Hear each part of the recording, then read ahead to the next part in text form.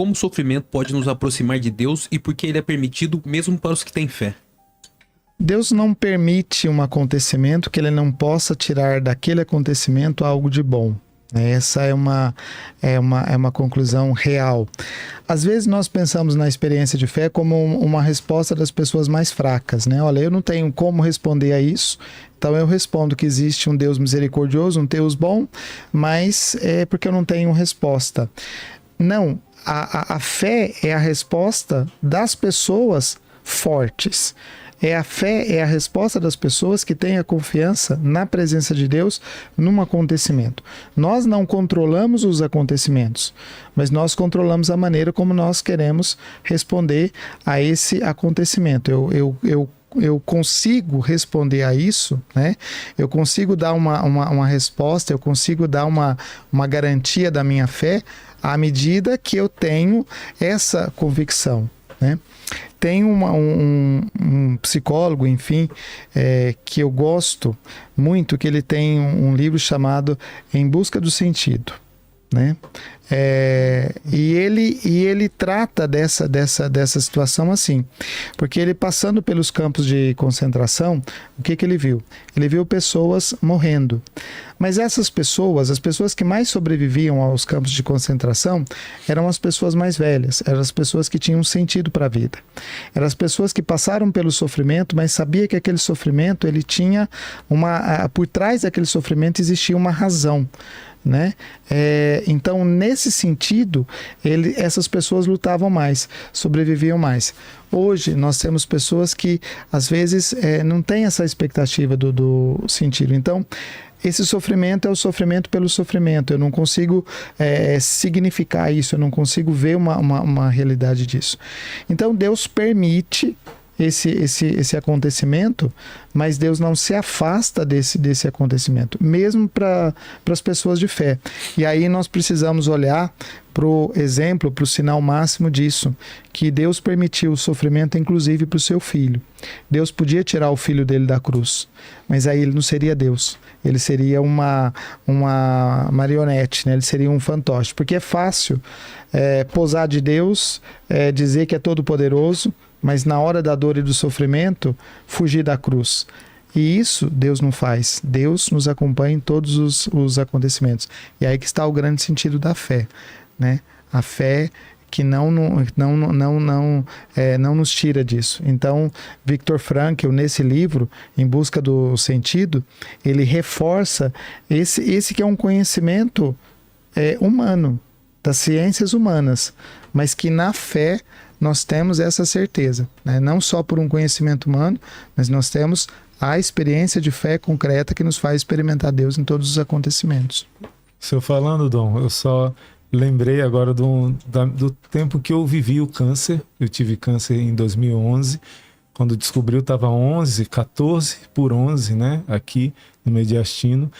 E isso que o senhor falou, a experiência da presença de Deus, a esperança cristã. E eu via pessoas morrendo do meu lado, pessoas assim, morrendo totalmente revoltadas e outras totalmente pacificadas, né? Ao sofrimento diferente. Quando o Dom falava, eu lembrava de uma experiência que foi feita com os ratinhos.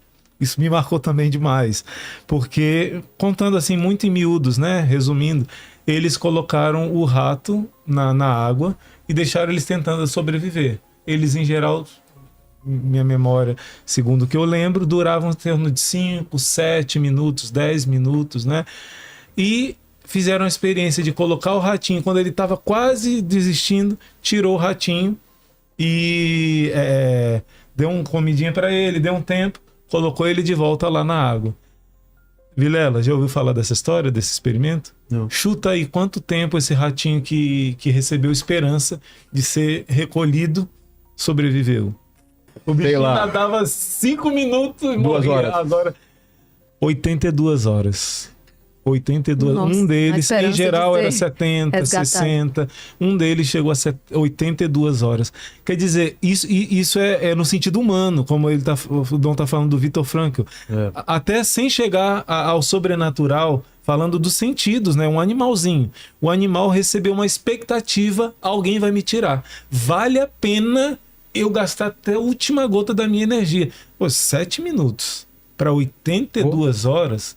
Então, assim, Não se entregar, né? eu conheci um testemunho de um senhor que caíram do helicóptero e tal. O filho disse assim, pai, vamos, você consegue. O pai mais idoso, ele disse, filho, eu já vivi o que tinha que viver. Vai, se salva. E ele disse assim, se você não for, eu vou morrer com você. Os dois nadando, né? O velho já não aguentava. Quando o filho falou isso, o velho ganhou uma força para não deixar o filho morrer, que ele conseguiu dar conta de chegar até o fim. Quando uma pessoa tem esperança, quando ela tem um sentido, quando vale a pena lutar, aí você vê, quando alguém pensa no céu, quando alguém pensa, o meu sacrifício, Santa Mônica, sacrificando meu filho vai converter. Vale a pena, dor de parto, né? A mulher está sofrendo, mas o Jesus fala, quando nasce o bebê nem lembra mais. Quando o sofrimento tem um porquê, quando a gente tem experiência com Jesus Cristo, gente, vamos ter experiência com Jesus Cristo. Sem ter essa experiência, primeiro com a palavra, depois a palavra que se fez carne na Eucaristia, não dá. Interessante que e aí, todas Vilela, as respostas, as respostas são as virtudes. E aí, prestou atenção? Exato. E aí, Vilela, eu vou te dar uma resposta que você perguntou lá atrás, que aqui ela fica bastante clara. Por que esse movimento tão contrário a tudo isso que tem sido feito em relação ao rosário e a todas essas coisas? Por uma coisa muito simples, porque isso tem alimentado a esperança das pessoas. Isso tem feito as pessoas saírem da zona de conforto. Porque levantar às 4 horas da manhã não é um passeio, não é uma aventura, é uma decisão. Porque levantar às 4 horas da manhã faz um pai de família pensar na família dele e não querer trair a esposa. Porque levantar às 4 horas da manhã faz um jovem querer deixar o mundo das drogas para se encontrar com Jesus. Porque levantar às 4 horas da manhã faz um jovem sair, andar 12, 14, 15, 20 horas para ir participar num encontro de oração onde ele não tem lugar para dormir, ele não tem local direito para tomar banho, mas ele experimenta alguma coisa que transcende qualquer experiência que ele já tinha sentido, que faz ele experimentar uma alegria que nenhuma droga do mundo é capaz de dar isso para ele. E quando isso começa a dar esperança para as pessoas, isso será combatido com todas as forças do inferno. A verdade será combatida com todas as forças do inferno porque deu esperança para alguém. E alguém com esperança, ele se torna um perigo. Ele se torna alguém muito perigoso. Ele se torna alguém extremamente capaz de grandes coisas, né? Uma mãe com esperança, ela faz de tudo pelo filho. Um pai com esperança, ele faz de tudo pelo filho, né? Então, o motivo da perseguição é esse, porque esse movimento tem alimentado a esperança. E essa reconquista que o Dom falava, eu lembrava daquela passagem do Evangelho que Jesus fala, dai a Deus o que é de Deus, dai a César o que é de César. Quando tentam pegar Jesus com essa pegadinha, né? Jesus, claro, Jesus não é sábio, Jesus é a sabedoria, né? É a sabedoria encarnada. Aqui está quem é mais do que Salomão, né? Jesus diz. Então Jesus diz, me mostra essa moeda. De quem está a inscrição, o rosto nessa moeda? A efígie de quem? E eles dizem, de César. A gente só presta atenção às vezes nessa primeira parte. Ele fala para dar a César o que é de César, dar a Deus o que é de Deus. E olha agora para a tua alma. Qual a imagem que está aí na tua alma? Puxa, que bonito isso. De quem que é o direito dessa alma? É o testemunho do Zachary King, né? Muito bonito. Um satanista que chegou no mais alto grau do satanismo, lá de Nova York. E ele fez a consagração de sangue a Satanás. Disse, Jesus derramou sangue por todos, menos por mim. E ele renunciou. Ele chegou num auge que ele cansou de pecar, cansou de tudo. Mas ele já tinha certeza que ele ia para o inferno, que ele ia ser, porque no início eles dizem que o inferno é só festa, né? Mas eles lá dentro chegam no nível que eles sabem que não é. Chega no nível que já começa a viver o inferno aqui. E ele achou que não tinha mais jeito. Quando ele teve a experiência de conversão dele, ele viu Jesus misericordioso. E os raios, nunca tinha visto aquela imagem, né? Até se alguém pudesse colocar, de repente, a imagem de Jesus misericordioso, o Zachary nunca tinha visto isso. Ele viu aqueles raios da misericórdia. E Jesus disse, você é meu. Quando Jesus falou, você é meu, ele pensou, mas eu me consagrei. Ele pensou que nunca tinha jeito, porque o diabo dizia, você nunca vai voltar. Agora não tem volta. Depois que você entrou, não tem volta. E muitas pessoas pensam isso, né? Depois que eu entrei, eu uma vez conversando com um rapaz que afundou no tráfico, eu disse, Jesus te ama, meu irmão, mas não tem jeito. Depois que eu entrei, eu disse, tem sim. O Zacarias pensava que não tinha jeito. Quando ele viu essa imagem, essa mesmo. Quando ele viu, só que era viva, e ele nunca tinha visto na vida essa imagem. Jesus prometeu a Santa Faustina muitas graças através desse instrumento que é essa imagem. Quando ele viu Jesus desse jeito, jorrando para ele a misericórdia, ele disse, você é meu. Ele entendeu que é como se ele vendesse uma coisa que não era dele. Se ele persistisse naquilo, ele ia para o inferno. E ele fala mais, que esse pacto é, na verdade, uma grande mentira, no sentido de que o único que derramou sangue por nós foi Jesus. O diabo não derramou, até porque não sangue por ninguém. O único que derramou, que realmente pagou o preço de sangue pela humanidade, por nós foi Jesus, né? Foi ele que me criou, foi ele que me comprou. Então, eu sou dele. Foi uma libertação, ele criou esperança de novo de ter. Então, dai a Deus, São Miguel é esse que defende o direito de Deus. E o direito de Deus é que cada um que foi feito à imagem e semelhança de Deus retorne à sua essência, né? A sua essência. E o ser humano tem uma dupla, podemos até dizer, de uma dupla graça, né? Porque nós somos a única criatura que foi criada e foi comprada de volta.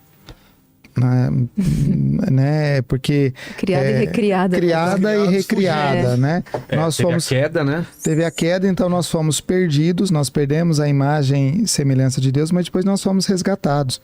Então nós não fomos só criados.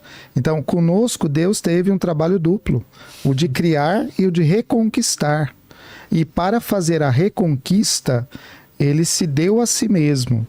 E isso nada, não existe outra possibilidade de um pacto quebrar isso, porque a pessoa pode renunciar à presença de Deus, ao amor de Deus, ele pode fazer essa renúncia, mas ainda assim ele não pode evitar o fato de que Deus derramou o sangue para salvar ele. Pois é. Isso ele não pode, né? Não tem esse poder, né? Esse controle. Não pode voltar atrás. De graça. De graça. Aí você pode voluntariamente dizer, eu não quero participar dessa realidade. Tudo bem, isso é uma opção da sua escravidão, não da sua liberdade, mas da sua escravidão. Você aceita isso, você quer isso. Mas você não pode dizer que Deus não fez. E naquele momento que ele reconhece isso, ali ele é resgatado. Então é ali o momento... Da alma. É a reconquista. Como as pessoas têm que saber que sempre tem volta. Sim. Na crucificação, né? No último minuto, né? O ladrão foi salvo, né? Sempre tem volta, desde que você tenha abertura para acolher aquilo que te é oferecido. Porque o ser humano é a única criatura capaz de criar uma escuridão, uma separação tão violenta que nem Deus possa ultrapassar aquela realidade. Na liberdade, Deus respeita. Ele vai ver o homem envolvido numa realidade de perdição e ele vem. Por isso que a função dos anjos ela é tão importante. Porque a função dos anjos, como aqueles que nos acompanham, né, como mestres, como acompanhantes espirituais, eles vêm nesse auxílio para nos ajudar a lembrar disso. O nosso anjo da guarda, ele não dorme, ele não tira férias, ele não tira folga. Ele está ali para nos ajudar a lembrar dessa realidade, né? E no caso, São Miguel, como arcanjo, ele vem nesse momento para relembrar a todos nós, como povo de Deus, que Deus não está dormindo. Somos nós que deixamos de pedir. Deus não está ausente. Deus não está distante. Somos nós que deixamos de pedir. Se nós não pedimos, como é que Deus pode agir? Como é que os anjos podem vir nos socorrer? Como é que os anjos podem nos ajudar? Se nós não fazemos conta deles, né? E aí, numa dessa, alguém se distrai e começa a ser tentado. E ao invés de dar atenção ao anjo, ele começa a dar atenção ao demônio. E aí se perde. Mas ele não está perdido. Quando o Kratos falou da experiência de Deus, eu me lembrei de uma experiência há muitos anos atrás, antes da vida religiosa, que eu entrei no quarto com a palavra, eu comecei a rezar e eu lembro que nesse dia eu fui banhada assim, em lágrimas. Eu, Deus, a palavra. No silêncio do quarto, como diz a palavra, entra no teu quarto, fecha a porta e reza. Eu, muito jovem ainda, e foi uma experiência de arrependimento. Eu, Deus e a palavra, eu entendendo o quanto eu ofendi Jesus. O quanto eu machuquei o coração de alguém que só me amou. E ali foi um divisor de águas na minha caminhada, assim, um espírito de contrição, de arrependimento, sem ninguém colocar o dedo no meu rosto, sem ninguém... Não, eu, Deus e a palavra. E eu lembro que eu me banhava em lágrimas, eu pedia perdão a Deus. Eu acredito que foi uma das experiências, assim, eu guardo muito forte de Deus. E agora, com as pessoas, toda missão ela é muito especial, toda missão ela traz algo, ela marca a gente de alguma forma. Mas a que me veio ao coração foi...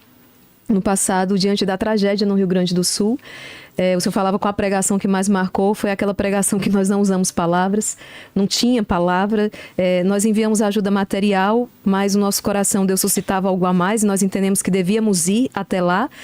Então nós fomos e diante daquele cenário trágico, que a mídia não mostrava tudo, era muito pior do que estava sendo mostrado, ir ao encontro daquelas pessoas e simplesmente abraçá-las, chorar com elas e isso, acredito que foi a pregação que mais me marcou e que também me edificou muito, né? Me edificou muito, ao mesmo tempo, no sofrimento, ver a fé daquelas pessoas. Então, a presença no passado do Instituto, na tragédia do Rio Grande do Sul, essa missão, ela me marcou profundamente. Foi uma das que realmente eu trago no coração, não dá para esquecer. Mas domingo passado agora, eu fui celebrar o Crisma numa paróquia, e foram 165 crismas, 165 crismados, né? E no final, uma pessoa chegou e falou assim, olha, tem uma família aqui que quer tirar uma foto com o senhor. Geralmente a pessoa quer tirar foto porque conhece a gente de alguma coisa assim e quer tirar foto, tudo bem, a gente vai e tira, não tem problema. E eu fui. Aí quando eu fui tirar foto, a mulher que tinha sido crismada, ela me falou assim, hoje eu estou aqui porque no ano passado o senhor deu uma bronca. E eu não sei qual foi a bronca que eu dei, não me lembro. Graças a Deus, Deus faz a gente esquecer dessas coisas. Mas eu não sei qual foi a bronca que eu dei. Mas eu dei uma bronca e ela tomou isso como alguma coisa para a vida. E aí ela, o marido, estavam lá, um matrimônio fortalecido e a celebração do crisma ali, por causa de uma palavra que eu disse que eu não sabia o que era. Puxa. E aí eu abracei os dois, tirei foto com a família, com os que estavam ali, né? Agradeceram e tal. Mas é isso, a gente não sabe o alcance dessa palavra, a gente não sabe o alcance disso que a gente diz, né? E como isso transformou a vida daquelas pessoas. E é muito concreto, né? Não são coisas assim que a gente realmente experimenta, a gente vê nos olhos, a gente sente na presença. Então foi algo que me marcou, assim, né? Das muitas experiências que tem de coisas muito, muito bonitas assim, mas estou contando essa porque é a que está mais fresca na memória, né? De uma coisa assim. Foi por causa de uma bronca que eu dei. Não, é por isso que o Padre Pio tinha muitos filhos espirituais. Exatamente, porque dava muita bronca. A bronca de amor funciona, né? A Madre Jane diz assim, você pode bater, mas primeiro ama, aí depois bate, no sentido de dar bronca, né? Se você amar, a bronca dá efeito, né? Vamos lá, a Vanessa Moura, ela fala assim, o que vocês diriam para um jovem católico que sente medo diante do futuro e das possibilidades de guerras, perseguições e catástrofes? Aquilo que o anjo sempre fala na Sagrada Escritura quando aparece, né? Não tenha medo. Nós falávamos um pouco isso no início do podcast, né? Eu me pergunto como é que alguém sem fé, que não tem a virtude da esperança, que não alimenta, como é que ela consegue viver nesse caos de fato, diante de tantas notícias difíceis, de guerra. Então, é preciso buscar a verdade. Como nós citamos aqui, buscar a verdade. A busca sincera. O jovem, independente se hoje você pode estar nos ouvindo aqui e não tem a fé, mas se você busca a verdade, você vai encontrar. E a palavra, nós vemos isso, né? Jesus fala, eu sou a verdade. Então, aquele que busca a verdade encontrará o caminho, encontrará o sentido, né? Então, quando nós encontramos o medo, podemos até sentir medo, mas conseguimos dominar o medo por algo muito maior, né? A fé nos faz avançar. A esperança faz com que nós olhemos exatamente para o futuro, sabendo que algo melhor nos aguarda. E isso não é uma historinha, um otimismo. Não, porque a história, quando eu conheço a palavra, eu sei que a história me fala isso. Então, Deus me fala isso. Então, eu vivo esses dias na certeza de que algo muito melhor está por vir. Então, não é, se aproxime da oração, busque a verdade. Se você gosta mais da parte intelectual, então leia, mas leia em fontes seguras, fontes boas, para que você possa descobrir essa verdade, se deixar iluminar por ela e lançar-se sem medo naquilo que é o caminho, naquilo que Deus propõe para você, né? O jovem é muito bonito, assim. E o ataque de Satanás à juventude é exatamente porque ele sabe. O jovem, ele é o tudo ou nada. Então, quando o jovem ele faz a experiência de Deus, ele é capaz de deixar tudo para abraçar aquilo que é o projeto de Deus. E Satanás tem ódio disso, da ousadia do jovem, da força do jovem. Então, jovens, vós sois fortes, né? Diz a palavra diz isso. Jovens, vós sois fortes, vós vencestes o maligno. Há muitos jovens ansiosos, jovens que estão depressivos, aprisionados. E nós precisamos fazer algo por essa juventude. E ao jovem que está nos escutando, busque ler a palavra de Deus, busque boas amizades. As más companhias corrompem bons corações. Então, bons relacionamentos, a palavra, a oração, peçam ajuda. E é lindo ver quando o jovem abre o coração para a ação de Deus, a obra ela é grandiosa.